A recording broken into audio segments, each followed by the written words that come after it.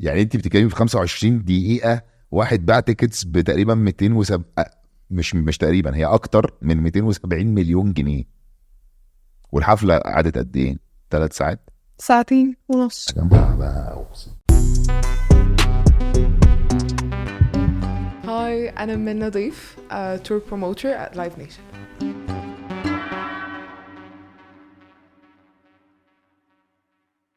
حلقة جديدة وممكن تبقى مستفزة للبعض ولكن ممكن تبقى تشجيعية للبعض الآخر، ألا وهي عالم الحفلات، عالم الكونسرتس، عالم المغنيين، عالم الكاشات اللي بياخدوها المغنيين سواء في تورز أو في تهورز أو في أعياد ميلاد، أفراح، كل اللي ممكن تتخيلوه في حياتكم. ومعانا النهاردة منى ضيف سيجا اكسلانس. هاي عامل ايه؟ تور قلنا اسمها ايه؟ اللي كنت بتقولها في الانترو.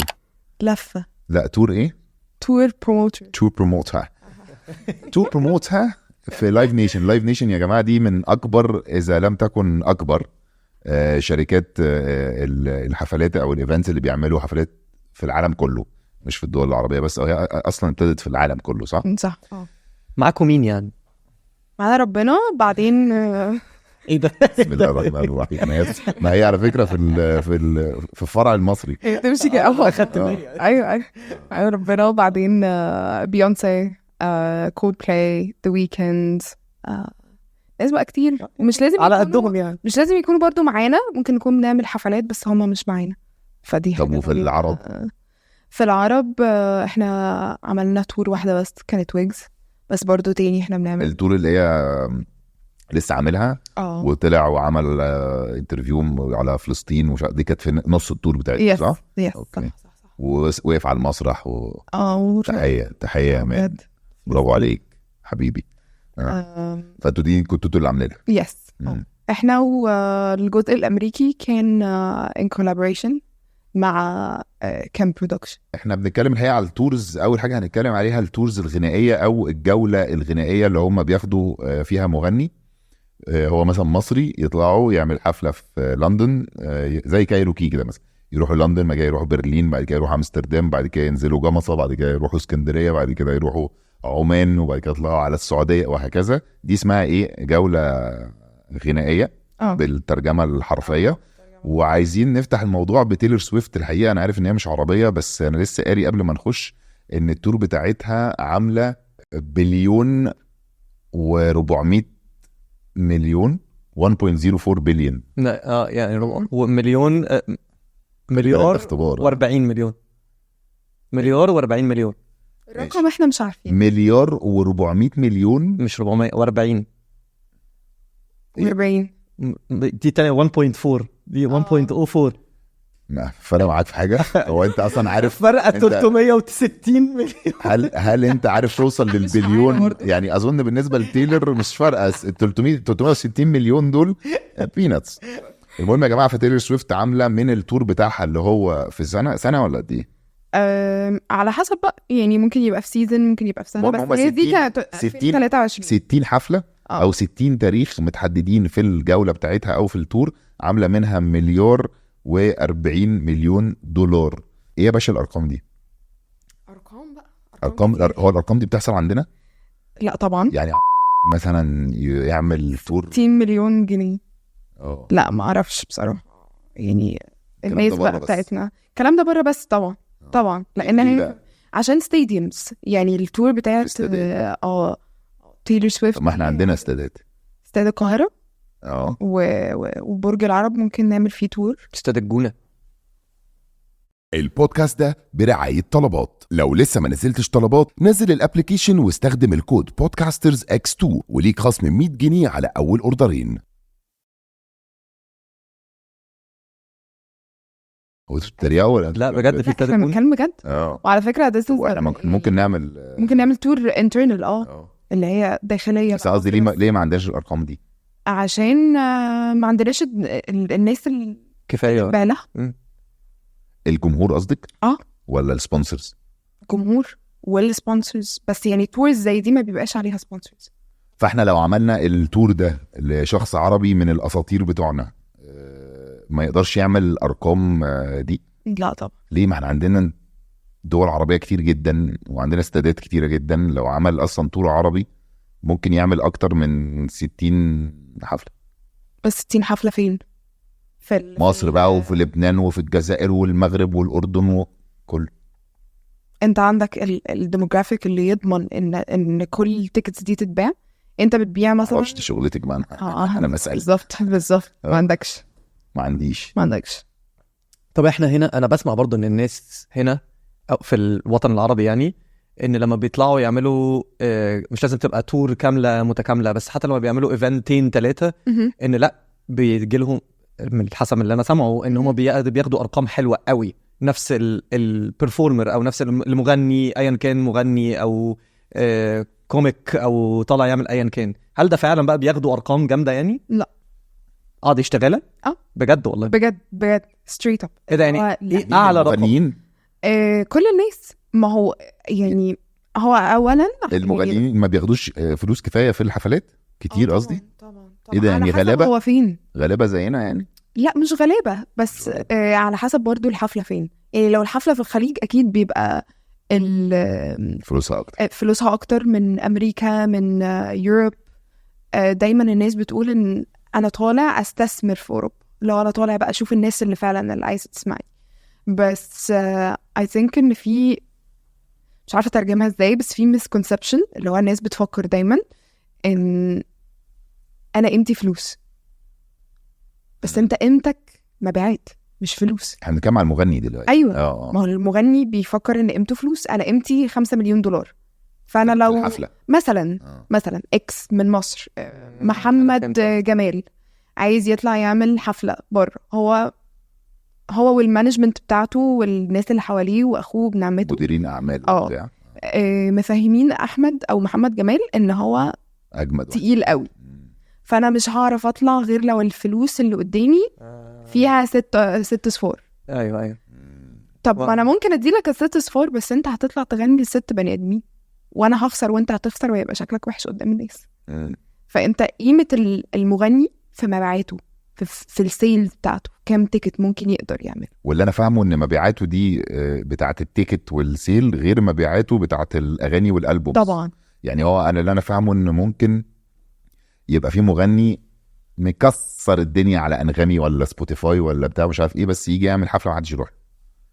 ازاي بقى؟ مشكله حياتنا في حاجه اسمها شو، وفي حاجه اسمها حاجه انت بتسمعها مؤدي اكتر واحد مؤدي. غير كده في اغنيه انت ممكن تسمعها وانت سايق بس ما تدفعش $60 او 60 جنيه وتروح تتفرج عليها لان خلاص يعني واتبهدل واقف في طابور وبتاع اكسبيرينس بقى. ما انت ايه بقى الفرق يعني؟ ايه اللي بيخلي البني ادم يروح يدفع فلوس عشان يروح حفله، وايه اللي يخلي بني ادم لا يفضل ان هو يسمع الحاجات دي وقاعد في البيت؟ لازم المغني يبقى فيه حاجه اسمها لايف اكسبيرينس اللي انت بتعزفه واللي انت الشو اللي انت بتأديه قدام الناس بره ما يبقاش هو اللي انا بسمعه في الاوضه عندي، لان لو هو انا مش هدفع لك، مش هروح لك اصلا. رايح بقى يشوف حاجات وناس بتتشقلب وبتاع ودانسرز ومش عارفه ايه وناس واقفه ولايف باند وكده. انا كنت بقول لك بره بصراحه يعني انا رحت حفله بتاعت كان مش فاكر كان افتتاح ايه كده وكان فيها محمد رمضان. لا يا جماعه لا الراجل ايه ده الهبل اللي كان بيحصل ده. انا بقيت بتفرج بقول لهم لا ده فيجاس يا ده نفس ليفل فيجاس. انا رحت حاجات في فيجاس لا الراجل بيطلع بيغير كل 5 دقايق وكميه الناس اللي وراه بتطلع وتخش وفي تنظيم مرعب. مين اجمد 5 في العرب يعرفوا يعملوا كونسرت يعني يبيعوا كل التذاكر؟ اسامي تقيله مش هعرف اتكلم عن حاجه ما اشتغلش عليها، بس عبد المجيد عبد الله. بس عبد المجيد عبد الله هو اسطوره بس ما بيعملش شو ولا بيعمل شو يعني اوركسترا معاه اوركسترا فالشو مش لازم يبقى رقص وشقلبه. هو الشو ممكن يبقى حاجه واو وانا واقف اتفرج على مسرح، مش لازم يبقى فيها حركه اكتر. بالظبط كده. محمد عبده surprisingly احلام. لا مش سربرايز ده على فكره عشان لا اسمها لان شخصيتها اصلا طبعا عايزه الواحد ممكن يروح اصلا مش متخيل. يعني شيرين عبد الوهاب مثلا اللي انا فاهمه ان الواحد بيبقى رايح الحفله مش عارف هي هتقول ايه في النص، فبيبقى اصلا اكسايتد عايز يشوف هي هتقول ايه النهارده، فاهم؟ بين الاغاني. ايوه ما هي دي برضه انغام بارت شو على فكره. انغام ما بتتحركش من مكانها، بس مؤدية مشاعر بس كده برضه وراها اوركسترا ووراها حاجات. طبعا. مين تاني؟ عمرو دياب والاوركسترا بقى اللي هو تالي عمرو دياب بقى كل الاوبشن كله. الحلقة دي برعاية ويلت، أفضل منصة عربية لعمل موقعك أو متجرك في 5 دقايق بس بدون خبرة في البرمجة والتصميم. ابدأ دلوقتي.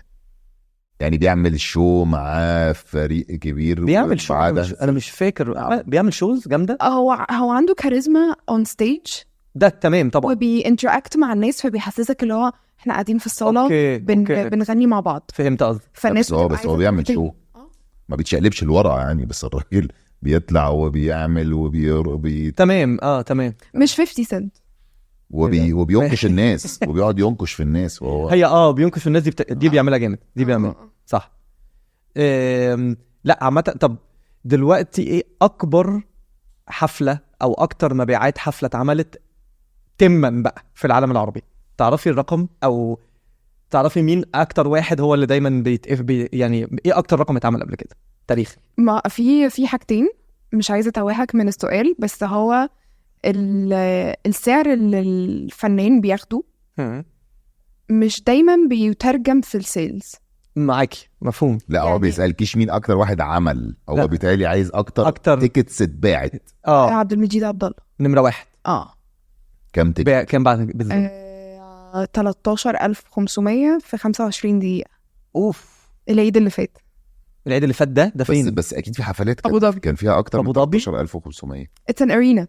ده اللي انا شفته، مش اسرع. ده برضو اسرع حاجه. التيكت كانت بكام؟ كنت لسه هسأل السؤال ده والله عندي كام درهم؟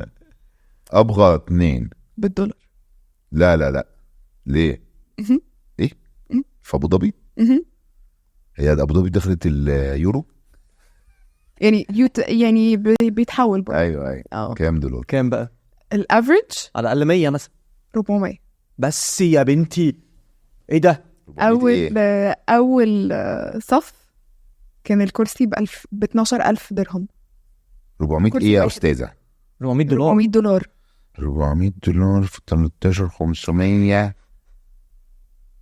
ايه؟ لا معلش لحظه. 400 دولار. لا هي على فكره الحسبه دي غلط. ده هي بتقول لك 400 دولار دول اقل تيكتس. ده التيكتس اللي قدام طب ما خلينا في الافريج. لو في الافريج 13,500 في 400 دولار 5,400,000 في 50 جنيه. خبي البتاع ده. 270 مليون. طب هو انتوا بتقبلوا اي اصوات؟ ممكن تقدم معانا يعني. انا ممكن اطلع اضحك، بس انا شايف ان احنا شغالين الشغلانه الغلط والله. طب بقول لك ايه، انا مقتنع عشان بس اركب على نفس الموجه. 270 اصلها مليون دي 270 مليون. فاهم؟ مشوكاني في صدري. عارف لما يبقى شعر صدرك وفي صدقني مش انت بس اللي هتبقى مشكوك بعد دلوقتي انا مقتنع الحقيقه ان المغنيين تمام اكتر ناس بيعملوا فلوس في عالم الشاشه، تمام؟ في التلفزيون عامه، يعني مغنيين، ممثلين، مخرجين، طبالين، رقاصين، اي حد بيطلع على التلفزيون. انا مقتنع ان المغني اكتر واحد بيعمل فلوس. تمام. لان هو بيروح ممكن يروح 9 افراح في ويك اند، الفرح ب100، وبعدين يروح يعمل تور، وبعدين هي اغنيه. يعني هو مش اغنيه قصدي، بس قصدي بيطلع يغني اغنيه. هو الممثل مثلا ممكن يقعد 9 شهور بيمثل في مسلسل، صح؟ وبعد كده ممكن ما يتشافش او ممكن ما ينزلش اصلا. عايش الجرح، بس مش عارف الجرح ده هيقعد يقب لحد امتى. لكن المغني بيخش الاستوديو اكيد طبعا بيتعب جدا. انا متخيل انه الحان وبتاع كده، بس برضه الاغنيه بتخلص 3 دقايق يعني 3 دقايق ونص. يعني 3 دقايق ل 5 دقايق. مش قصدي يا جماعه، قصدي عنده مجال ان هو يدخل فلوس من حتت كتير في نفس الوقت. ممكن. وعلى حاجات قصيره. حفله ساعتين شكرا، هيروح يعمل فلوس ويجي بس. ماشي. يعني انت بتتكلمي في 25 دقيقه واحد باع تيكتس بتقريبا 270 مش تقريبا، هي اكتر من 270 مليون جنيه. والحفله قعدت قد ايه؟ 3 ساعات، 2.5 ساعات. طبعا كان فيها فاصل على فكره. ماشي. ده كده في العرب، امال بره بقى بقول لك بليون و40 مليون. لا انا عايزه اصحح لك الموضوع ده. أنا العرب على جوجل. العرب ما بيقبضوا اكتر من اللي بره. مش انت في اول حلقه قلتي لا؟ مش ولادنا. هي بتقول لك ما بي مش ايه؟ مش ولادنا اللي هم اللي لسه طالعين جداد وكده، يعني الحاجه الاساطير بقى، الناس التقيله. كام بيقبضوا اكتر من اللي بره عشان يعني الاستاذ عبد المجيد عبد الله بيقبض اكتر من مادونا؟ لا، لان مادونا بتعمل تور، ما بتعملش حفله في دبي. هو بيعمل حفله كل ما يحب انه يعمل. طب ريانا عملت حفله في الاف 1 في ابو ظبي من زمان قوي. ما اعرفش رقم كام، بس يا من ما اعرفش رقم كام. يا من في ارقام ما اعرفهاش خالص. يعني بص احنا مبسوطين سو فار، فمش هضغط عليكي. اوكي. بس انا عارف انك عارفه. طب الحاجات دي بتبقى مربحه؟ الايه الاف 1؟ لا الايفنتات اللي بعد ما انت بتقولي يعني ال 270 مليون بتاع دول، مين بياخد ايه؟ صح. يعني الحاجات دي مين اللي عمل الايفنت بقى بيكسب بقى فلوس في الحاجات دي كلها؟ ساعات على حسب ايه يعني ايه ساعات؟ يعني يعمل 270 مليون مش هيكسب فلوس؟ احكي لنا كده. طيب ليتس سي ان هو عمل 100 مليون مبيعات. تمام، ده في المبيعات من التيكتس. اوكي، فهمينا كده ال 100 مليون دي ايه اللي بيحصل فيها؟ ال 100 مليون على الاقل انت بتتفق مع الارتست هياخد قد ايه، صح؟ حلو. فدي هتتشيل اصلا.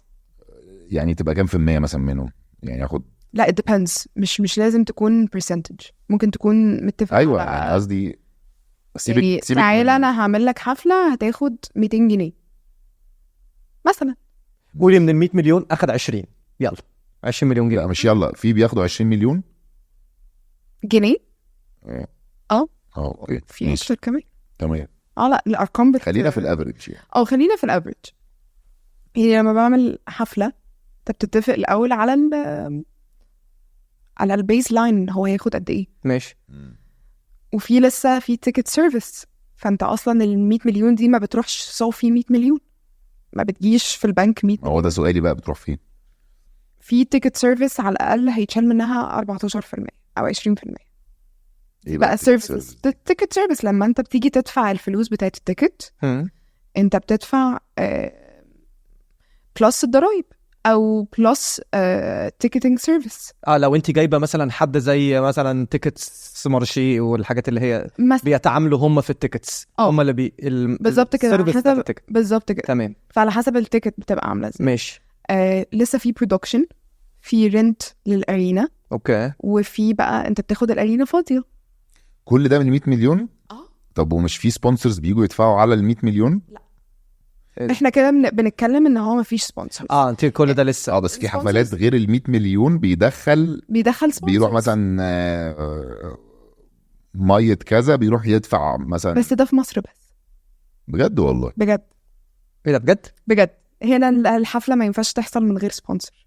انت بتروح للسبونسر تبيتش الارتست عشان تجيب منه الفلوس عشان تجيب الارتست. دي بقى فكره دي طب استني خلصي الاول. طب الاول الحسبه عشان بس ما نروحش. جبنا بعد عملنا الشو بنينا ضرايب وفي سيرفيسز. تمام صح. ضرايب وسيرفيس، وبتعملي البتاع نفسه، المكان نفسه بقى. تبني المكان، تبني الستيج، الباك لاين. طبعا حد زي عبد المجيد عبد الله كان جاي ب 22 بني ادم اوركسترا بس غير التيم بتاعه، فبيدخل مثلا في 48 شخص. فانت ده باكلهم بشربهم بقى كيترينج بقى بتلاتهم بطياراتهم.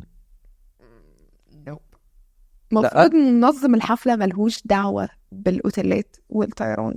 دي برضو حاجه، ما دي حاجه برضو في الوطن العربي اللي هو الاستاذ الكبير العظيم مش هيخش اونلاين يحجز. ما هو ايه بقى دور التور مانجر؟ انت مين بقى التور مانجر ده؟ تبع مين؟ التور مانجر ده بيبقى واحد في التيم بتاعه الارتست. راجل؟ يس. يعني كل مغني عنده تور مانجر عشان لما اجي اعمل تور معاكو طبعا هو اللي يمانجت. طبعا هو اللي بقى بيتعامل معاهم بقى ويظبط ويروحوا يرجعوا. اوكي.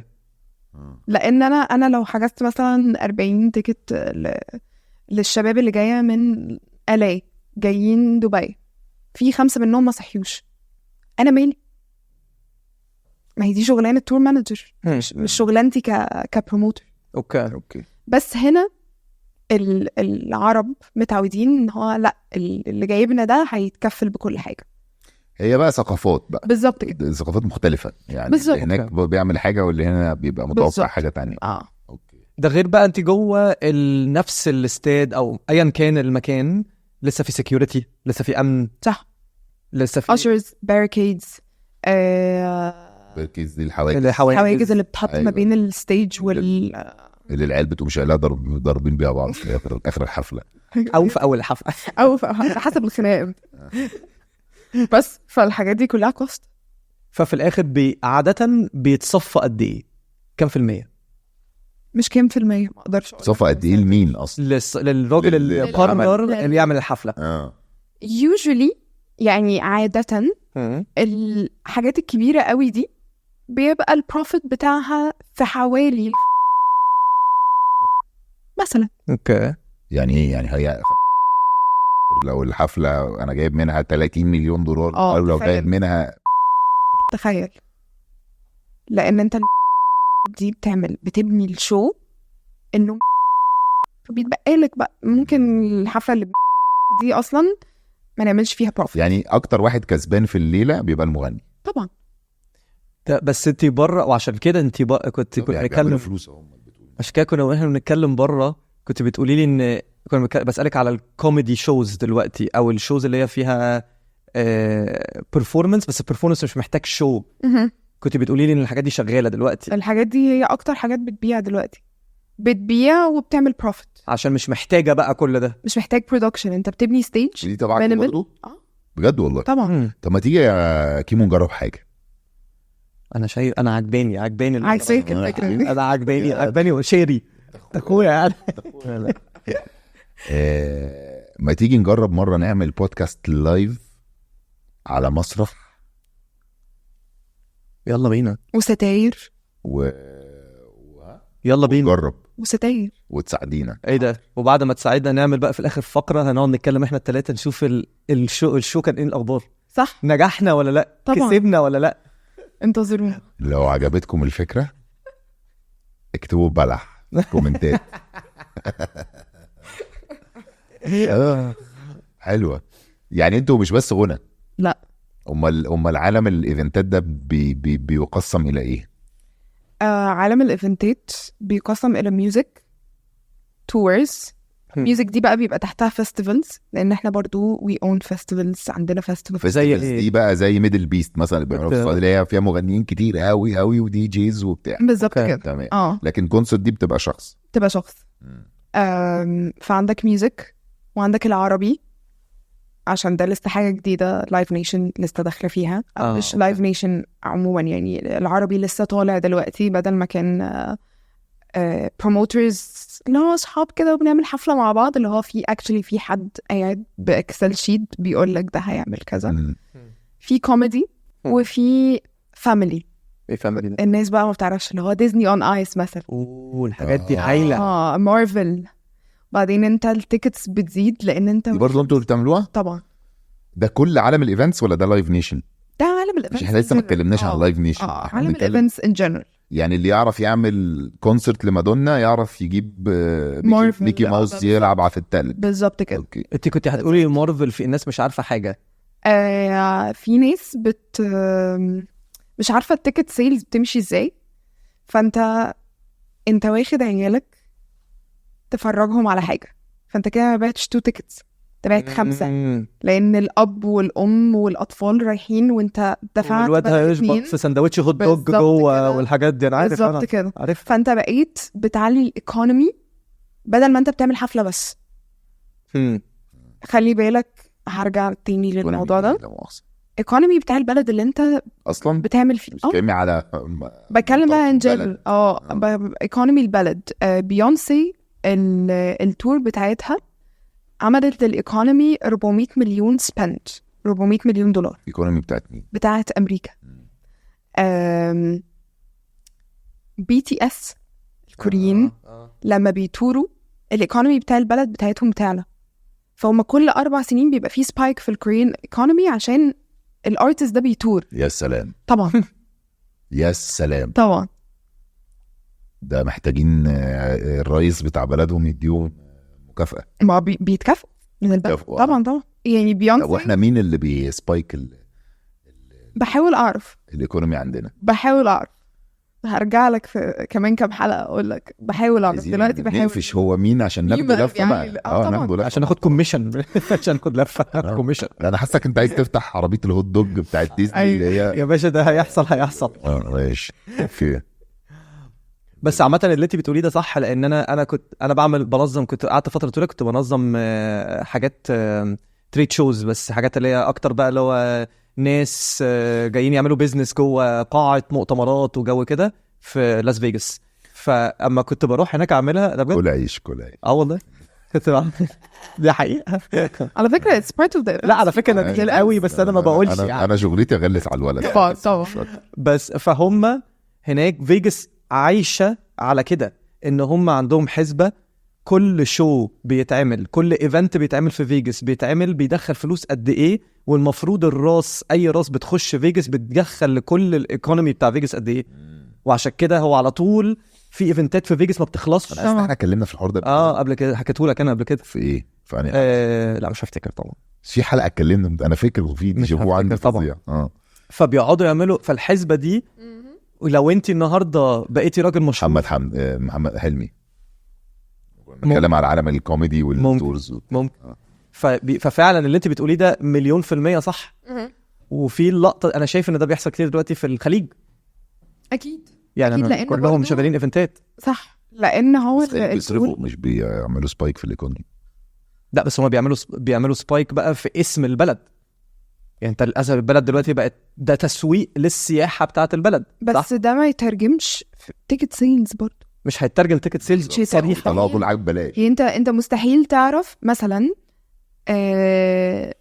في كام واحد بيسمع Imagine Dragons في السعوديه. مستحيل طبعا. مستحيل. لا مستحيل. او ممكن تعرفيها من سبوتيفاي يعني، بس ايه بيسمع ايه؟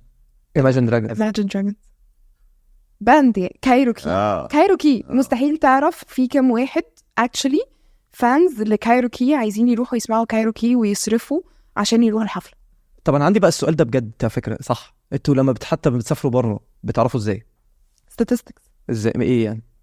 ستريمينج بقى تشارتس، وبنسال الارتست نفسه. الارتست بيبقى عنده تشارت من سبوتيفاي من انغامي، هو ايه البلاد بتاعته. بيطلعوا لهم كل سنه اصلا. طبعا فكل سنه بنبقى عارفين البلد بتاعتك، زي بودكاست على مثلا يوتيوب بتعرف الجيوغرافيكس. اوكي انت لو في 12 واحد في السويد بيسمعوا نانسي عجرم اوديها ليه؟ ما اكيد لازم بختار. وانتوا بتقعدوا تشتروا الريسيرش ده، بتقعدوا تشتروا الابحاث دي من كل بلاتفورم مع نفسها؟ يس. اوكي.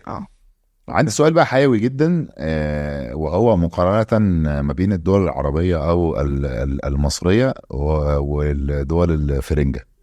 تمام. دلوقتي هم عندهم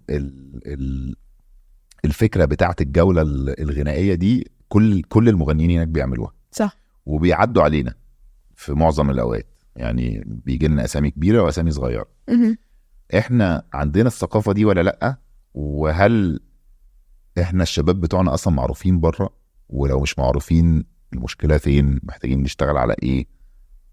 حاجات كده. هرد على معروفين ولا لا. بره معروفين في بلاد اللي فيها مصريين طبعا.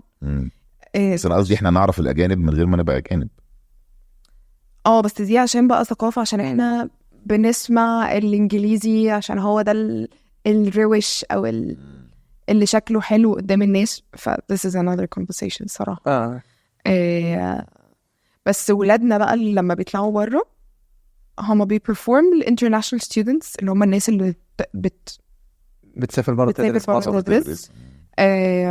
الناس اللي بتشتغل بره اللي هما مولودين في مصر، او second generation immigrants اللي هما انا بابا جه هنا واتجوز ماما وخلفني بس انا بسمع عربي لسه. مغتربين بقى بالظبط. فانت ده ال AB demographic بتاعك لما تيجي تعمل حفلة عربية بره. انت بتعمل الحاجات دي للمغتربين. بس ليها لازمه كفلوس فعلا بتكسب فلوس حاجه زي كده؟ اتقرفت للي بيسمعونا يا جماعه على الاوديو تشانلز، منا وشها اتقرف فجاه، اللي هو انا مش عارف احنا بنعمل كده ليه اصلا. بنعمل كده عشان نبدا نعمل حاجات صغيره عشان في يوم من الايام نوصل نلعب الاستادات زي مادونا وزي تمام وزي الناس دي كلها. ف it's a journey، هي رحله كلنا لازم نعرف ان الرحله دي كلنا مترابطين مع بعض فيها، السين كله لازم يتربط ونطلع كلنا عشان نقدر واحده على الاقل واحد فينا يعمل استاد كمان 10 سنين. فانت بتبني يعمل استاد دي يعني يغني في استاد والاستاد يبقى مفول 50 بالظبط كده 80 بالظبط كده وما يبقوش عرب. ما هي دي بقى الصعوبه بقى. دي بقى هتتعمل ازاي؟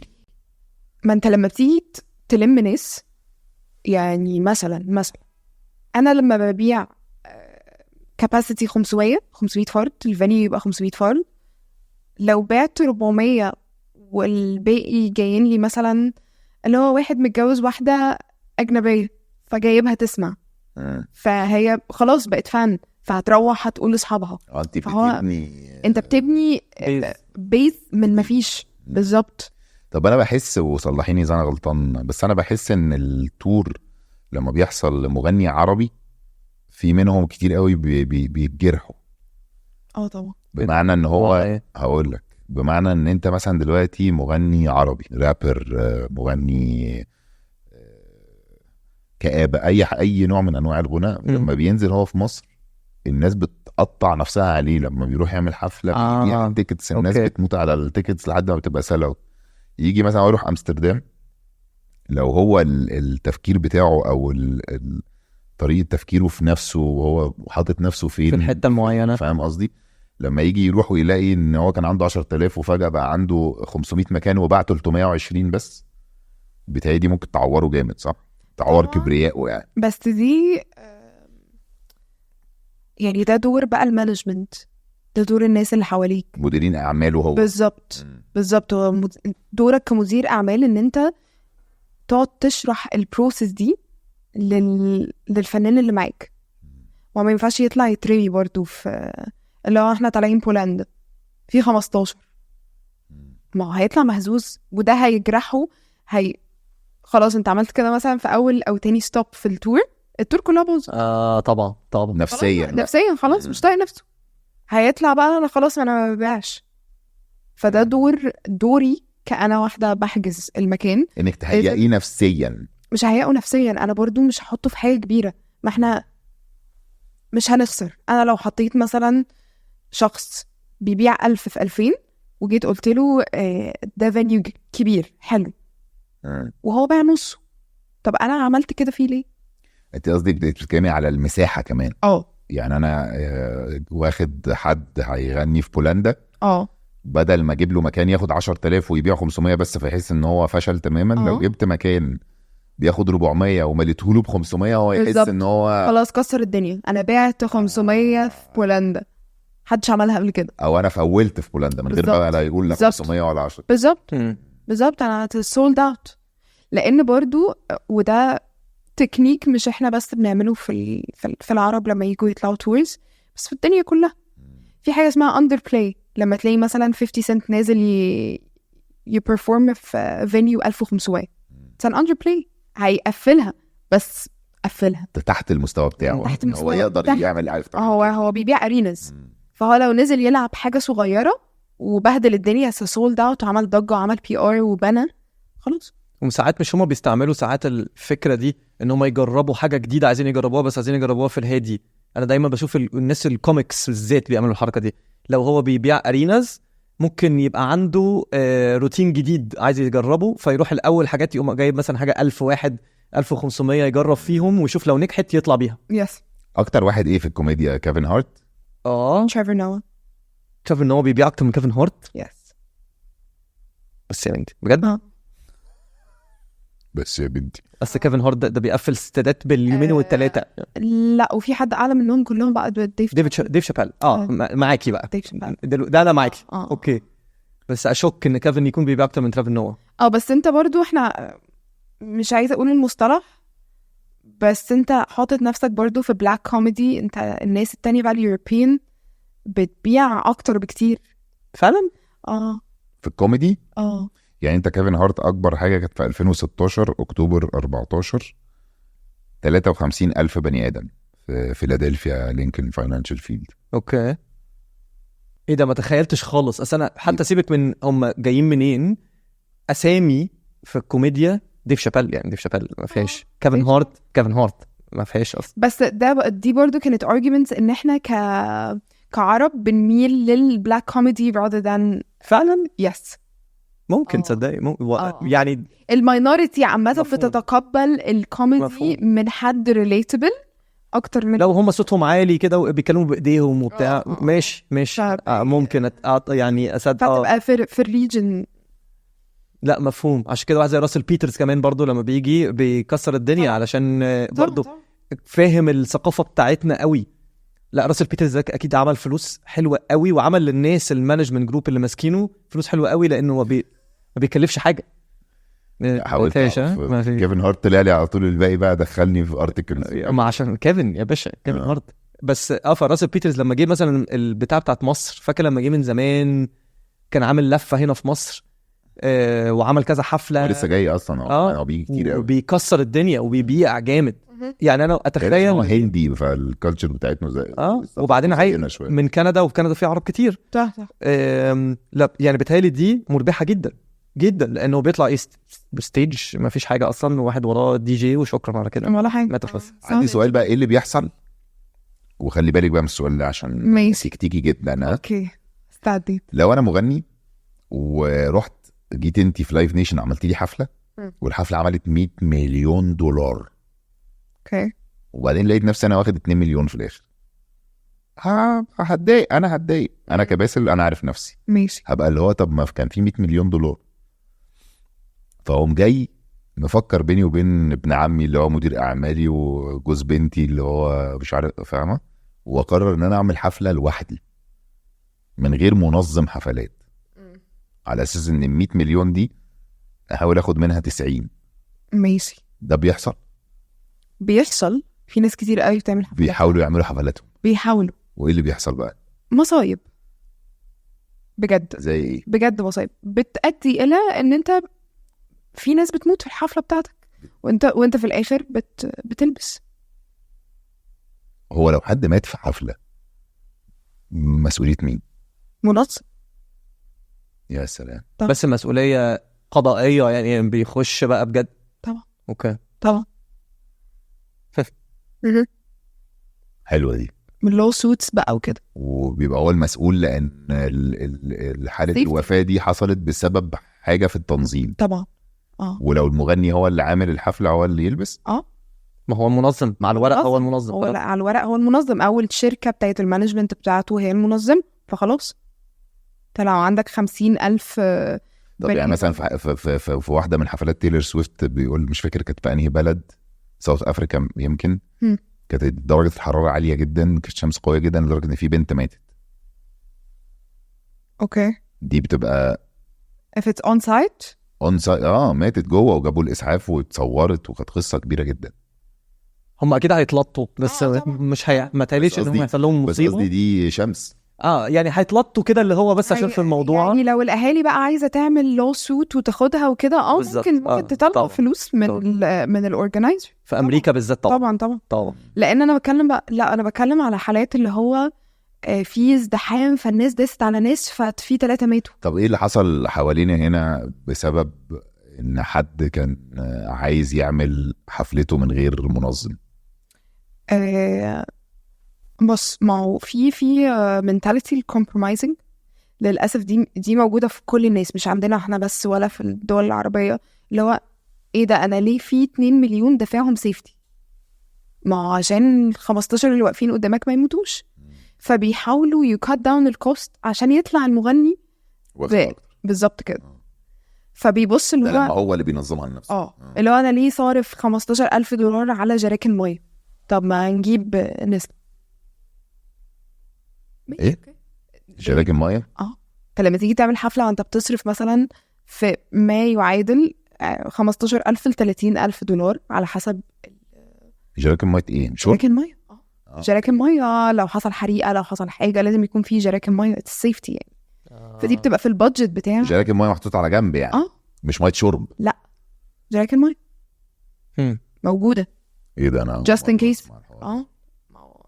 ما هي دي بقى الحاجات بقى اللي هتلاقي الناس اللي بتقرر فجأة تخش في الموضوع ما بيعملوهاش فبيحصل مصايب. طب انت دلوقتي في لايف نيشن صح؟ لايف نيشن دي في كام بلد؟ كتير قوي تصدق ما اعرفش، بس احنا عندنا اتليست لما رحت اون تور السنه اللي فاتت كل البلاد اللي رحتها كان فيه لينا اوفيس.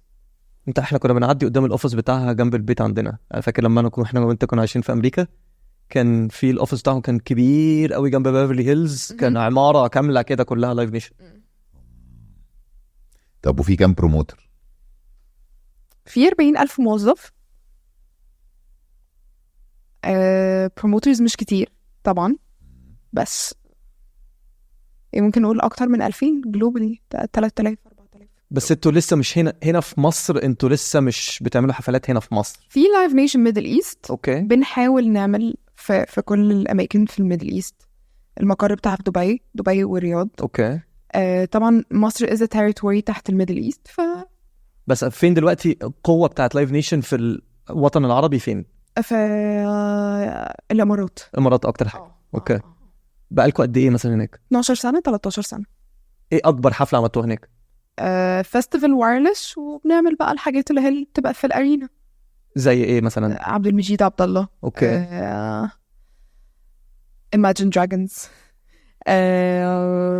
بلاك بينك. لا بالنسبه لي بحبهم قوي Imagine Dragons. على فكره لو شغلت اغنيتين كده هتعرفوا. قلت هم دول. ايوه هم دول. ايوه هم من الارتست دي. التنانين الخياليه.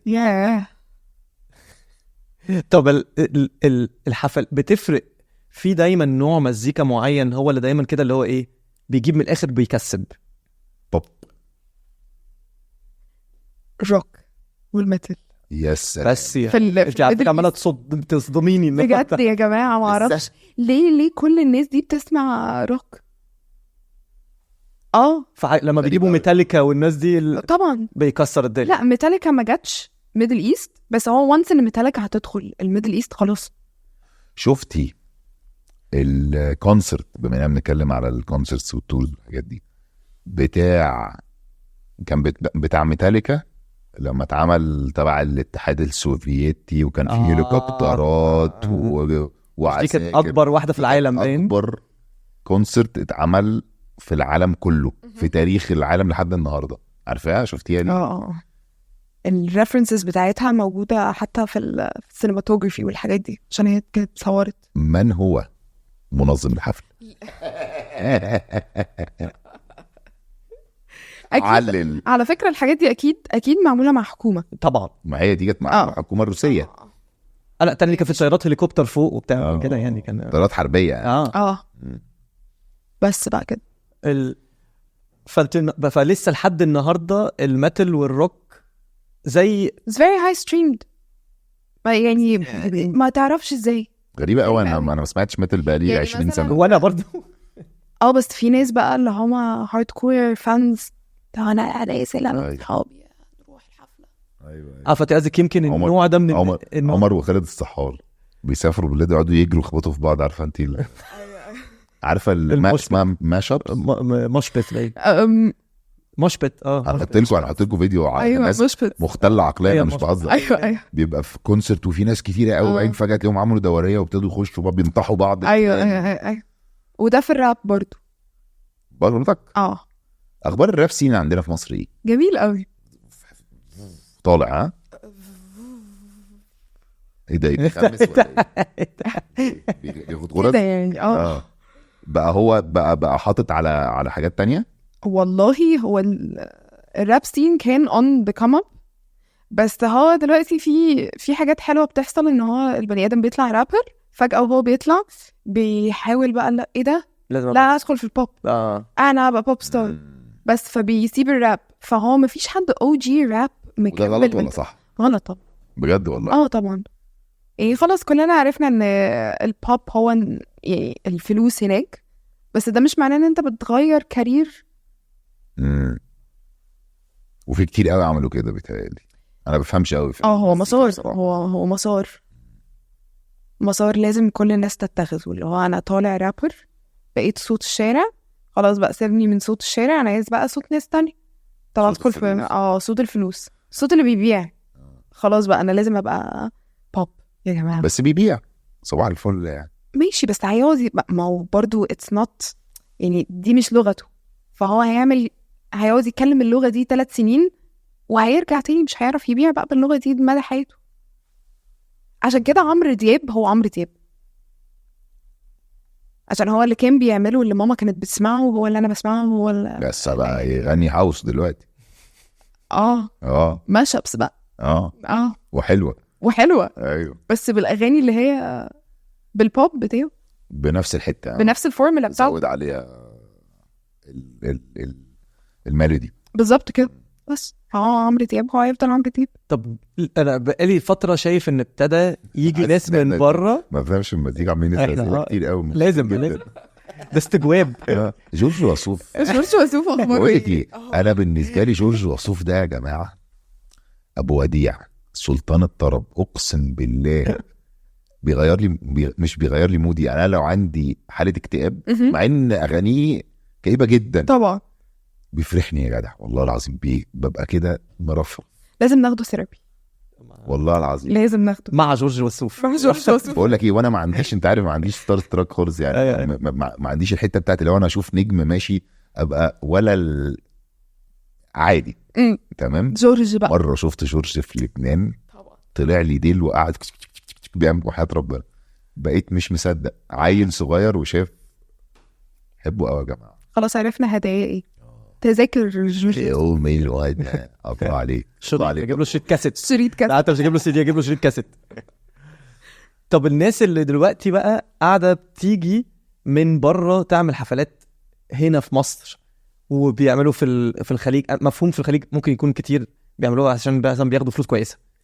بس قريب من فتره ابتدينا نشوف ان بقى في ناس بيجوا هنا. الناس دي بتعمل فلوس لما بيجوا هنا؟ يعني الموضوع بيبقى ليه على حسب يعني على حسب انت بتجيب مين. في ناس عندها حب للكالتشر، اللي هو انا عايز اروح ابرفورم في الهند مش هتدفع فلوس كتير، انا عايز جنوب افريقيا مش فلوس كتير. انتشار واكسبوجر، زي الممثل اللي يجيله سكريبت فظيع فيروح يقول لك انا اعمله من غير فلوس خالص، ويجيله حاجه كوميرشال يقول لك انا عايز اخد ملايين، لانه ده وصله في حته وده اداله الماده. بيتهيألي يعني. بس كمان انت لما تيجي تعمل تور، عشان كده دايما بنحفز موضوع التور. انت تروح السعودية، تروح قطر، تروح الامارات، وتروح الاردن، وتيجي مصر، وتروح المغرب. بس انت باصص عليها، الفنان بيبص عليها كحاجة واحدة، طالع تور باكس amount of money. طب بقى مش هتقعد تبص انا جاي لي جنيه من مصر بس واخد مليون في مفهوم. اوكي لوكشة بالظبط كده، اللوكشة. يلا طب ما تعمل لنا تور يا مان. تور ايه بقى؟ بلحظه، انا اسف يا منى بس هوجه سؤالي الناحية على يميني هنا كده. عايز تعمل تور في ايه يا حبيبي؟ نطلع نعمل بقى بودكاست حواوشي يعني، نطلع حواوشي نطلع نعمل واحد بودكاست. احنا الفكره اللي لسه قايلينها بس نعملها تور بس تور فتقع مننا ايه، فنتجرح دبي فنتجرح زي ما كنت بقول لها وهكذا يا باشا. فنتجرح بقى يا من الجرح من كله ارجع بعيط. لو انت هتعملها التور انا عايزها في ليفنج روم، بحيث ان هي كنبه ما تاخدش اكتر من 3، فنلاقي ال3 موجودين نتكيف. ايوه طبعا عشان بس احنا سنسيتيف يا جماعه. تور يا منى والنبي. خلاص تور الله في برسيمه بس بجد انا نفسي نبقى عندنا انفراستراكشر. وانا كمان على فكره ان احنا نتور في مصر، يعني سيبك بقى من ان احنا نتور الميدل ايست، شارموفرز، كايروكي، مسار اجباري بيتهيألي. بس ما فيش راوت. بس بيعملوا تورز، بيروحوا بيعملوا تورز جامعات بيعملوا تورز محافظات. ماشي، بس هو ما فيش راوت. اللي هو انا لو قلت لك دلوقتي انت كسكان محافظة المنوفية بيجي لك كام واحد؟ ما فيش حد. طب ايه اقرب حاجة ليك؟ طنطا مثلا. غير الجامعات يعني قصدي. غير الجامعات، سيبك من الجامعات. لا ما انا ما اعرفش بقى، ما ده شغل دي لعبتك انت. احنا الجامعات ما بتبيعش تيكتس. انت بتجيب سبونسرز يدوا فلوس للارتست ويكفروا البرودكشن، وبتجيب الناس ببلاش، فانت على طول عندك ناس واقفه قدامك ايا كان. لان انا لو في جامعه وجايبين ببلاش لو جايبين اسلام شيبسي في الجامعه اروح اقف في الجامعه ببلاش. انا ادفع له فلوس. اسلام شيبسي ده خطير. ما بالظبط اويلر روم ده اللي عامل اويلر روم بالظبط بتاع الاورج. ايوه اسلام شيبسي يا باشا. بيقعد يحط أيوة. ايام الجاز زمان. انا ادفع له فلوس، ده عادي ادفع له فلوس. بس هو لو جايب بلاش هروح اقف، بس ده ما يخلينيش فان. انت يعني انت مش عارف اللي واقف قدامك دول جايين عشان احنا في جاب ما بين الليكتشر والليكتشر ولا لا. ف عايزين تور جوه مصر، اللي هو القاهرة، اسكندرية، طنطا، اسماعيلية، وننزل تحت مثلا نلعب المنيا. ما انت لايف نيشن هتعملي كده. ما هو الكوست بتاعي بقى كلايف نيشن عشان انا ببني سيفتي. عشان انت عايز تعمليها صح بقى 100%. ما هو برضو الشركة ممكن يعني تعمليها باسمنا. ايه باسمنا وكريم، واحنا مش محتاجين سيفتي، وهنجيب معانا اسلام شيبسي. كل واحد يجيب برميل الميه بتاعه. برميل الميه. انا عندي برميلين هنا اجيبهم كل من بس كده عملنا الدور يا جماعه. حطهم على ورا البركيز. ورا البركيز. بعت لي ايميل بالكلام ده. طب يلا والله ما تعملي كده. ما انت بحاول تقولي حلمك ايه؟ مش تبقي ملكه جمال بوركينا فاسو؟ فلسطين. لا مش انت حلمك تبقي انت البريزيدنت بتاعت لايف نيشن في مصر؟ ان شاء الله. طيب فلازم اعمل الحاجات دي. انت عارفه ده هيحصل ازاي؟ لما تعملي حاجه زي كده. لما بعمل كده فعلا بجد. بس انت لازم تعمل انفراستراكشر، لازم يكون عندك تيكتس، لازم يكون عندك خروج ودخول الناس ما يبقاش فيها زحمه. انت عايزه 2 كاريزما يجوا يقدموا الحفلات بس خلاص. انا همسك الامن. انت هتمسك ايه؟ الامن، الباونسرز معايا. الباونسرز تور في الساحل كلابز كده وباونسرز كتير. ميكي ماوس سيكيورتي. تخيل. لا بس على فكرة صح، لأن بجد الحفلات الكبيرة في مصر احنا دايما في سمعة. حفلات كبيرة في مصر يعني أكيد هيحصل مصيبة، يعني أكيد الدخول هيبقى مصيبة على الواحد، ولازم يروح اقعد 3-4 ساعات وخناقات واضرب، وعشان كده أنا ما بروحش الحاجات دي بسبب كده. فلو نفسي إن فعلا يكون في مؤسسة زي مثلا لايف نيشنز، شركة زي بحجم لايف، عندهم بقى الريسورسز وعندهم كل الاكسبيرينس ان هم يجوا يعملوا حاجة زي كده هنا، وتبقى معمولة صح. عادي الواحد يخش في ثانية عادي، اللي هو التيكت اهي وتخش برنس عادي خلاص مفيش حاجة. مش لازم اخش اضرب 2-3 وازعق، ومش ليه يعني. مش لازم الستيج يقع بينا. لا ده طبعا يعني يحبذ يعني يا ريت ما يبقاش فيه اصابات. لا ان شاء الله خير. بوها اللايف نيشن بتعمل حفلات خبوطي؟ والله ليه لا؟ ما هو ده سؤال بقى، ده مش سؤال يعني، ده اللي هو ليه لا بس بتعملوا مفروض. ايه مش فاهم اجابه السؤال. بتعملوا ايه المفروض وليه لا؟ عايز الابروفال يعني من تمام اعملوا ايه. اعمل بعد اذنك يا كريم ممكن بس اتفضل معايا. يعني قصدي لا سؤالي ريتيلو بس مثلا بيتوروا معانا. هعمل لك سؤال. بجد ايوه ما هو ده سؤالي يعني. قصدي انتوا بس كوميديانز وكونسرتس ومغنيين وكده، ولا برضو في الهاوس واللي هو طبعا في الهاوس دي جيز وكده؟ في والله. مين معاكم يعني غير تيلا بس؟ في ناس بتعمل حفلات مش لازم يبقى اكسكلوسيف. انا بقولك الناس اللي سايند اكسكلوسيف ما يقدروش يعملوا حاجه بره. اوكي بس تيلو بس يعني بيعملوا حاجات معايا. وهيعملوا كمان الجلوبال تور معانا. وايه رايك ايه الفرق ما بين جمهور المغنيين وجمهور الدي جيز؟ السن جمهور الدي جي ده في التمام بيبقى حاجه اسمها لو ريسك، بس هي بالجونرز على فكره. يعني هقول لك جمهور الجونرا اللي هي حقبه من المزيكا ده بيحدد الريسك بتاع الشو. يعني انت الراب دايما بيبقى طبعا عالي، ريسك عالي جدا. طبعا على ايه انه بيضربوا بعض يعني. بيضربوا بعض. بيبقوا فان قوي، فاللي هو عايز ينط على الستيج، عايز يوقف مش عارف ايه، عايز يعمل ايه. لكن مثلا تايلور سويفت عمرك شفت بنت نطت على الستيج؟ عشان عمري ما عرفش تغني ايه اصلا. بس كاظم الساهر مثلا مفيش حد، لان انت بتارجت اصلا. فده اسمه لو ريسك. ده لو ريسك، ده اللي هو جداً. قاعد بيتمزج بالمزيكا. ده اللي هو المنظم بيبقى بياكل في الباك ستيج، ما بيبقاش واقف.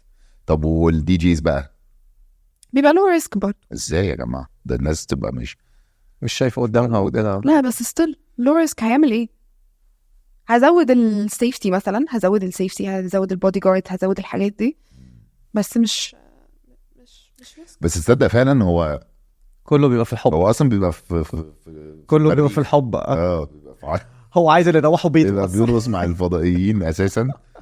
تصدق فعلا. لكن لو جبت تامر حسني، هو في واحده ممكن طبعا تجري وتقوم نطه، فاهم؟ لا ويجي خطيبها يقول لها رايحه فين؟ تعالي. طب هات ابوكي.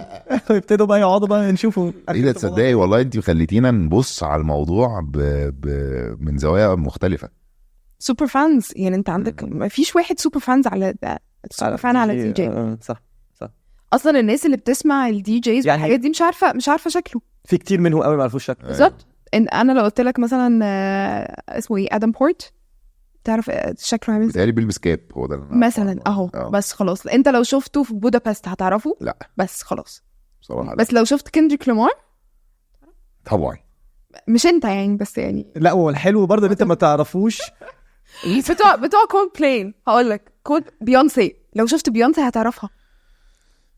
لو شفت شيرين عبد الوهاب هعرفها. بس اهو شفت كاظم هعرفه. بس مش هتجري على الستيج. انا بحاول لو جورج وسوف لا بس كده هيجري. اقسم بالله لا اجري. ما تعمليش ده هاي ريسك.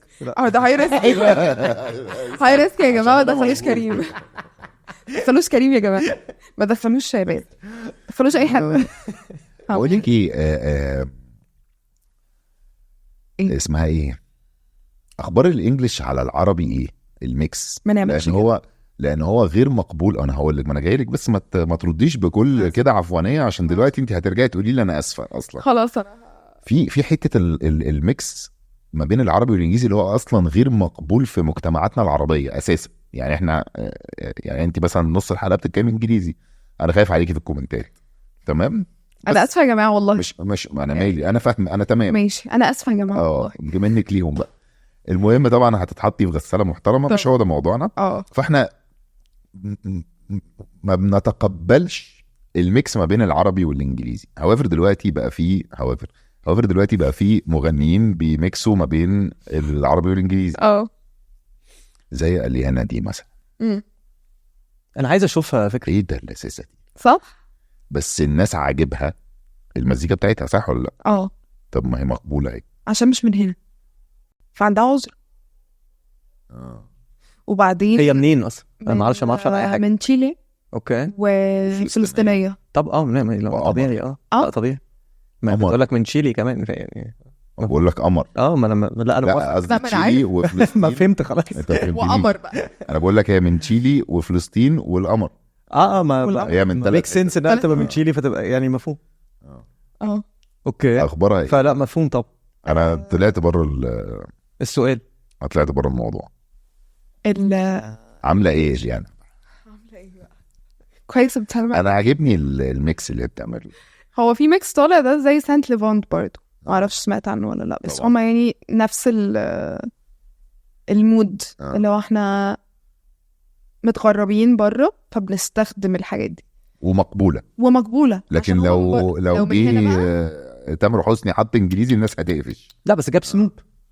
كام باك تو مي يا جماعه. جاب سنوب يغني له انجليزي. الاغنيه دي بجد جامده. come back to me. stable يعني.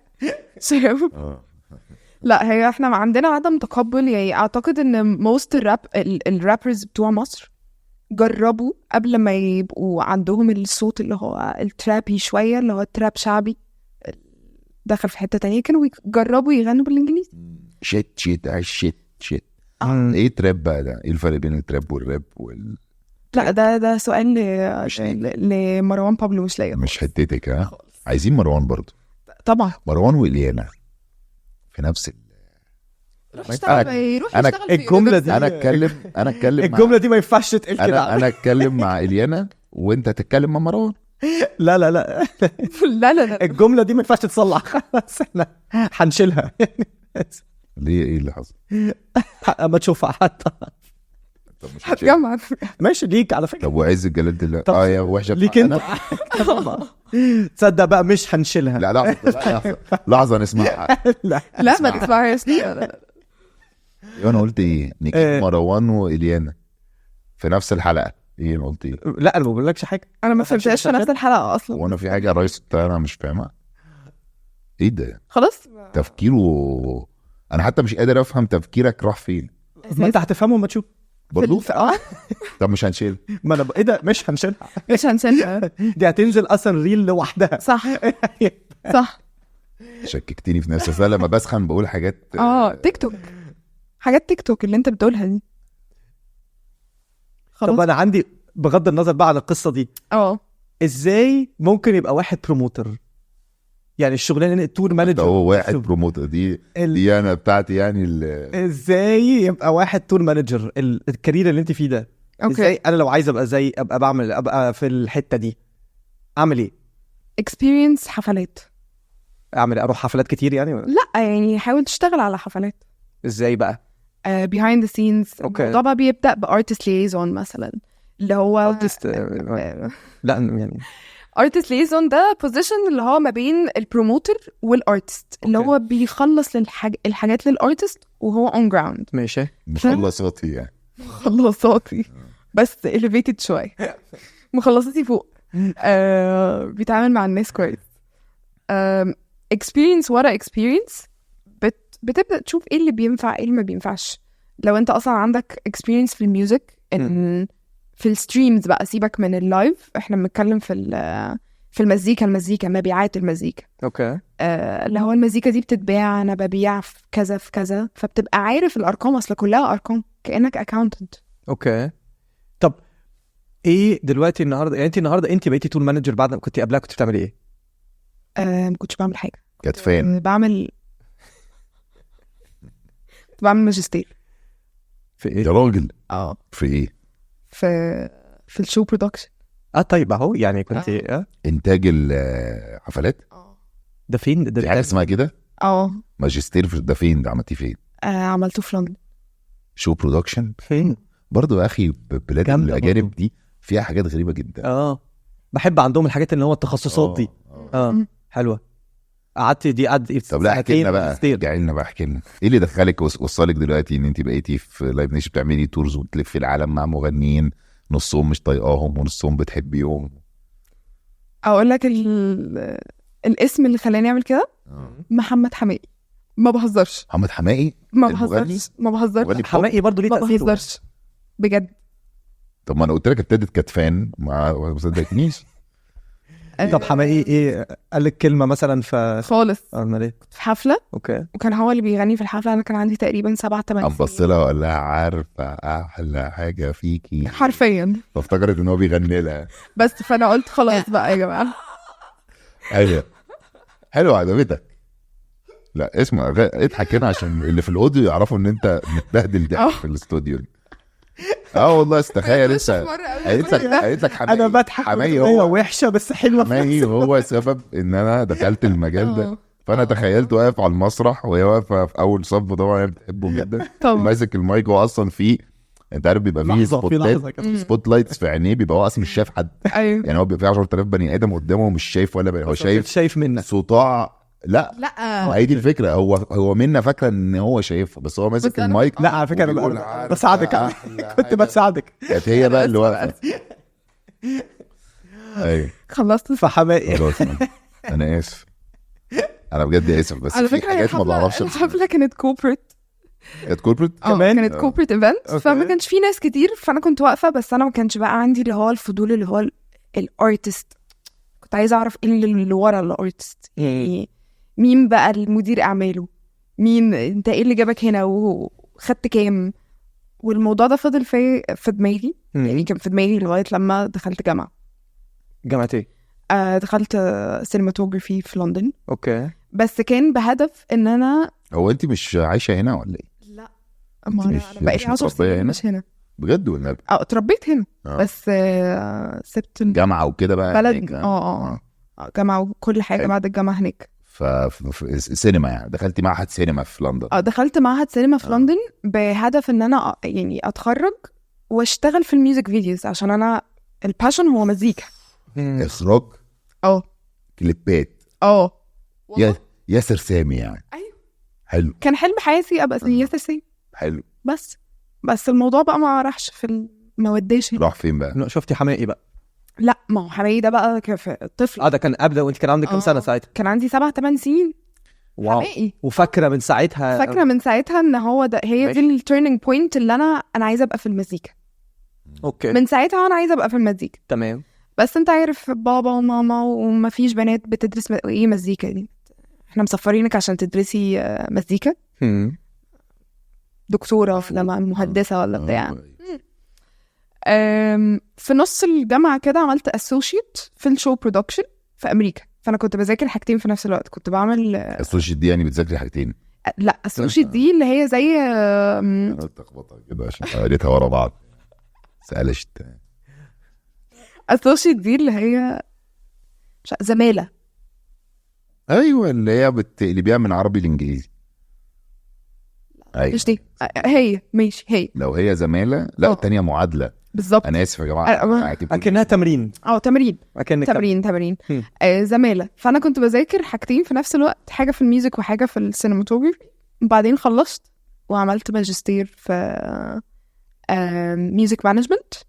بعدين عملت ماجستير تانية في MBA في الماركتينج، تخصص ماركتينج شوز. ذاكرتي قد ايه ده؟ شو في انت كل الكلام ده امتى ذاكرتي؟ امتى؟ لحظه، هي لسه ما خلصتش، كملي كده. بعد الMBA في ماركتينج مخصصه لللايف شوز.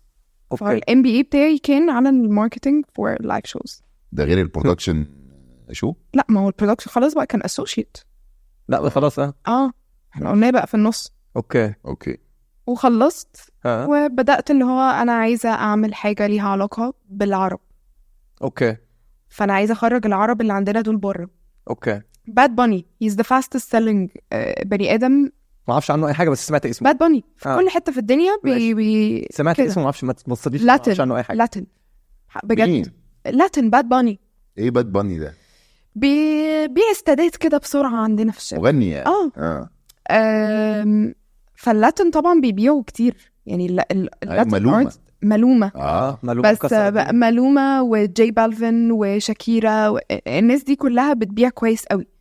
وبتبيع في بلاد مش اسبانية على فكرة. يعني شاكيرا لما جت هنا باعت، انريكي إغليسيس لما جه مصر باع. طب احنا مش كده؟ يعني ليه ما اقدرش اخد ارتست مصري او عربي يتكلم عربي واخده البرازيل ويبيع في البرازيل؟ ليه لا؟ مع الاعتبار ان في 4 مليون لبنانيين في البرازيل. فاللي هو احنا ليه ما نبيعش مثلا هناك؟ صح. يعني لو اخدت نانسي مفروض on statistics انها تبيع كويس قوي طبعا. فكان عندي الفكرة دي، واول حاجة عملتها كان ويجز في لندن 2022.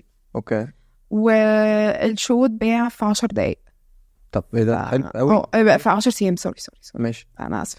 فرق ايه؟ يعني 10 ايام كان سولد اوت. اوكي. بالنسبة 2000 ده النمبر مهم. السنة اللي فاتت؟ لا، ده اللي قبلها. يعني في 2022. يس. فالشركة بقى عندها question mark اللي هو طب ما هو ما في او طب ما نطلعهم بقى. طب ما هو باع اصل ويجز لما يبيع 2000 وان هيستوري كوزن بايع 4000 في لندن. طب احنا بقى الناس دي ليه احنا ما فيش انفستمنت، ما فيش طريق؟ بس لحظه، ما هو بيتهيألي كايروكي وشارموفرز والناس دي كلها بيقعدوا يسافروا يعملوا تورز وبيبيعوا. صح، بس اندبندنت بروموتر يعني. مش قصدي، مش مفهوم. بيبقى مش مع شركه كبيره، مش مع لايف نيشن. بيبقى ناس هم عايشين زي دمبي كده في نيويورك، بيقعد يظبط لهم الدنيا وبتاع وبيخلص كل حاجه. بس قصدي الفكره نفسها تمام، ممكن تعتبريها ريسيرش. مع الناس بتروح واندبندنت ومبهدلين الدنيا. تخيلوا لو احنا عملنا له بالظبط كده. ما هو ده بقى الطريق اللي مش فيه. بس كده. طب واخبارك ايه كسيدة في هذا المجال؟ زي الزفت. ليه؟ globally عالميا الناس مش واخدة عن الستات بتشتغل في المجال، ف automatically بتدخل ميتنج ايه ده انت اسيستنت؟ لا هو هم الستات بيشتغلوا في المجال جدا، بس قصدك مش بيشتغلوا في بوزيشنز كبيره، في بوزيشنز مش مديرين. اوكي. فاللي هو انا مش اسيستنت، او مثلا بتسمع بقى حاجات اللي هو ما تجيبي لي حد اعلى منك في الشركه. طب وهو لو ما فيش حد كبير تكلم انت مضطر تتعامل معاه للاسف، مضطر. وده في كل حته ولا هنا؟ صغيره بصراحه على البوزيشن اللي انت فيه. دي حقيقه. which is another. وبصي انا مش معاهم ولا حاجه، بس قصدي هم بيبقوا متعودين، عمل تريليون دور في حياته، فهو متعود على شكل معين او سن معين او صح. بني ادم معين بيتعامل معاه، فانت لما جيتي له هو اتخض، فاهمه؟ فبتحل الموضوع ده ازاي بقى؟ بالورق. لا يا حبيبي والله امر واقع. امر واقع بقى، اللي هو انا اللي في وشك. عايز تعمل، مش عايز تعمل، مفيش اوفر. ما هو مفيش حفله يا ريس، مفيش حفله. ما يعني هنوصل بقى لدرجه اللي هو لا مفيش حفله. هياخد مني برضو الاوفر على فكره اللي مكتوب عليه اسمي في الاكسل شيت، الكونتراكت اللي انت، العقد اللي انت هتمضي عليه مكتوب عليه اسمي، فانت لو عايزني ابعته لحد اكبر مني في السن يبعته لك، انا ما عنديش مشكله. فبقى هو ده خلاص، تروح تقعد مع الناس وواحده واحده اسمك اصلا خلاص هيبقى بعد كده اللي هو ده هيحصل ده كده ولا كده. بالظبط. طب انت دخلتي لايف نيشن ازاي؟ بعد الحفله بتاعت ويجز كان في بقى. وانت في ويجز اصلا ما كنتيش شغاله معاهم؟ لا، اول حفله عملتها في ويجز كنت اندبندنت. فبدأنا بقى ازاي يعني؟ انت رحتي الويجز وقلتي صباح الفل ويجز تعالى معايا لندن؟ بجد مانجمنت، انا عندي كونكت، هجيب لك الفينيو، هعمل لك التيكتس وهظبط لك كل حاجه، تعالى انت بس لندن هنعمل حفله. فهم كان عندهم بقى الارمز اللي هو طب ليه هي مش في الشركه عندنا بتعمل كده؟ فالمكسب اللي بتعمله يجي مكسب شركه. يعني هم اللي جولك؟ ومش انت اللي كنت عايزه لايف نيشن في الاول، او يعني ما كانش في دماغك؟ لا. يعني فانت بعد ما عملتي حفله ويجز هم جم قالوا لك لا طب تعالي بقى اعمل اللي انت بتعمليه ده معانا بس باسمنا. اوكي. طب بقول لك ايه، قبل ما ننهي يومنا اللذيذ ده عشان انا مبسوط جدا، ايه البروسيس؟ انا دلوقتي مغني، عشان في ناس كتير بيتفرجوا علينا مغنيين تقال ومغنيين لسه عايزين حد يكتشفهم. اوكي. لو انا تقيل، ايه البروسيس؟ هل انا بجيلك ولا انت اللي بتجيلي ولا مين اللي بيتفق مع مين ولا ايه اللي بيحصل؟ يا ده يعني مفيش كتاب بيقول انا اللي بروح. يعني هو لو عايز يعمل تور وعايزنا احنا اللي نعمله تور طبعا. انتوا بس بتعملوا تورز؟ يعني هتيجي تقولي له تور او كونسرت او فيستيفال او وات ايفر، فبتيجي تعرضي عليه عرض عادي جدا، بص احنا عندنا يوم كذا ممكن نعمل لك كذا، هتاخد كذا وهنعمل كذا. بالظبط. طب ولو انا ما حدش لسه اكتشفني، هل ليكوا ايد ان انتوا ممكن تكتشفوا حد ولا دي مش لعبتكم؟ بنساعد. بمعنى لما يبقى في فيستيفال كبير عليه مثلا ناس كتير انترناشونال وناس من عندنا من الوطن العربي، وتحط حد صغير بتخلي الناس تسمع، اللي هو بيبقى اسمه ايه؟ اوبنر. مين اللي بيختار الاوبنر؟ الاوبنر ده يا جماعه لما بيبقى مثلا نانسي عجرم طالعه تغني في حفله كبيره قوي، فهم بيبقوا عايزين يسخنوا الناس في الاول، فبيطلعوا مغني اصغر، صح؟ اصغر شهرة ونجاحا، بيسخن، يبتدي يسخن الناس، وبعد كده نانسي تخش فتبقى الناس كلها بالظبط كده. انتوا بتختاروا الاوبنر؟ في حاجتين، لو فيستيفال الناس كلها لو فيستيفال والناس اللي بتحجز الفيستيفال بنحجز البني ادم ده وبنحطه على اللاين اب. لو بقى حفله باسم شخص، يعني لو حفله نانسي وحد عايز يبقى قبل نانسي لازم ابروفل من نانسي، فممكن احنا نحط الاسم وهي لازم تابروف، فبتبقى اتفاقيه من جميع النواحي. بالظبط كده. حلو قوي. تنصحي اي بنوته صغيره عايزه تطلع تشتغل في عالم الايفنتس تعمل ايه؟ تزن. دي سهله دي. زنوا على الناس اللي بتيجوا بيها دي ده. بقول لك دي سهله دي. دي بجد ماشي. و go out of your way، يعني ما بلاش انجليزي. والنبي بعد ساعه بقى لنا ساعه ونص بتبربنت باركيدز التور بروتيشنر، ودلوقتي في اخر آخر جملة. اخر جمله ليها. اخر جمله لا بلاش انجليزي بقى. بلاش انجليزي. نرجع نعيد من الاول بقى. بس كده يا جماعه، بس زنوا اللي عايز حاجه طب بيوصل. كانت ايه كترجميها بالعربي؟ go out of your way انك تروح اماكن حتى لو الموضوع مش comfortable، ان انت تخرج من القوقعه اللي انت فيها وتروح وتبعت. الموضوع ده مش سهل وممكن يكون بيجرح الايجو، بس عادي بيجي منه كتير يعني results جامده. طيب انت بيبقى عندك تحكم في الحفلات وكده اللي انت بتعمليها، ان انتوا بتطلعوا الناس اللي بتطلعوا بقى انفيتيشنز وتيكتس ببلاش وكده صح؟ ايوه السؤال ده حلو. الجدول عايزين الجدول بتاع اكيد ليك كلمه الجلوبال لو سمحت. ما تزعلينيش والله يعني كلمتي برضه مش جلوبال. تبعت لنا جدول بحاجات لايف نيشن، جدول الحفلات عشان لو احنا عايزين نروح وما ندفعش. ماشي. طب انا اقول لك انا كمان حاجه اسهل، بعت لنا الجدول بتاع الحاجات اللي انت عارفه انك سالكه فيها. حلوه دي حلوه دي. لا على فكره فين التشالنج؟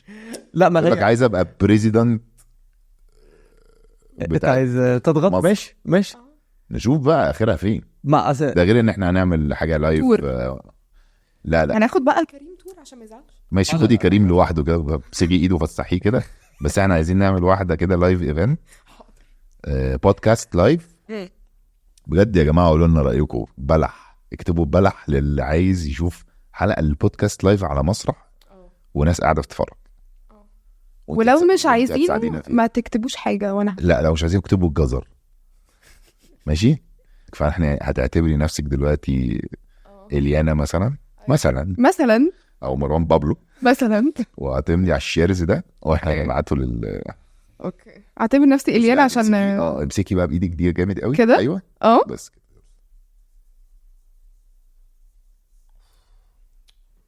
جامده قوي يا جماعه. ميرسي منى. ميرسي قوي يا شباب. ميرسي يا شباب. اشوفك في الدور الجاي. الدور الجاي.